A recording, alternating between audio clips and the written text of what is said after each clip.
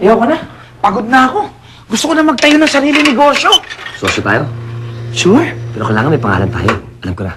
JCH Company Limited. Teka, lugi ako. Ba't ako na initials mo? Ako nga nag-isip eh. Okay, fine. Pero anong negosyo? Import. Export? Import-export. Tama ka dyan. Ano i-import natin? Commodities. Commodities. Kaya kong ibenta yan. Pero mga magkano kaya kapital natin? Naku, medyo malaki yan, mga kalahati milyon. Kaya kailangan natin ng isa pang kasosyo. Kunin natin si Silvio. Good idea. Tapos at the same time, kunin na rin natin siya accountant. Tapos, pag nag-invest na siya, magpa-board meeting tayo, tapos patalasikin natin siya. At na yung pera niya. Sama mo naman. Actually, naisip ko rin yan eh.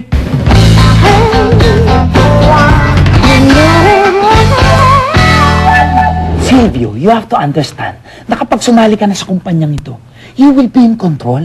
Gagamitin namin ang talino mo syempre sa math. At ikaw ang pinakamagaling at pinakamatalino kakilala namin. Baka ako lang magtrabaho dyan. Tumanda na ako katrabaho, baka hindi na ako makapag-asawa. Silvio, ang OA mo naman. Tandaan mo, pag nagtrabaho ka sa kumpanya namin, habang buhay ng libre ang kape mo. And coffee has antioxidants that help prevent aging. Kaya habang buhay ka ng bagets looking, hindi ka natatanda. Okay. So ano naman ang kumpanyang ito? Import-export. Ang ano?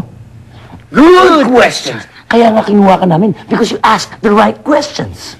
And sa'yo bang gagaling ang initial capital? Ganun? Imagine, you're going to be CEO. And you're gonna make your mama proud. Yayaman ako. Teka. Na-close ko na kasi yung time deposit ko ng 150,000. Kinailangan ni mami ko ng auto wheelchair. On second thought, pwede ko pang i-close yung isa ko pang account. Total, maganda naman tong kumpanyang itatayo natin, di ba? Natural! Ikaw pa! Teka. Sigurado ba kayong hindi nyo ako lolokohin? Baka naman, pag nakuha nyo ng initial investment ko, mag-board meeting kayo at patatalsikin nyo lang ako. Ito naman, talagang ang wild ng imagination, oh. Yes, i-close mo na yung account ko na yan, tapos i-transfer mo sa isang account, doon ko na lang withdraw yung pera ko, okay? Bye. Okay, JC Harvey? I trust you na hindi nyo ako lolokohin, and I trust you that you will throw me off the boat. We are now officially partners. Yeah! Congratulations. Right. Congratulations. So, ano naman ang business natin ng import and export? But depende yan kung magkano investment mo. 2.5? 2.5 million? 2,500 pesos.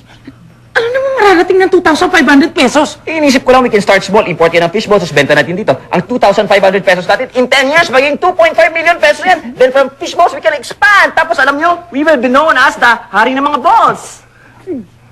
Silvio, pautang na lang ng 100. Sure. Para saan? Bibili ako mais. Mais, 100! Imported eh. Halika.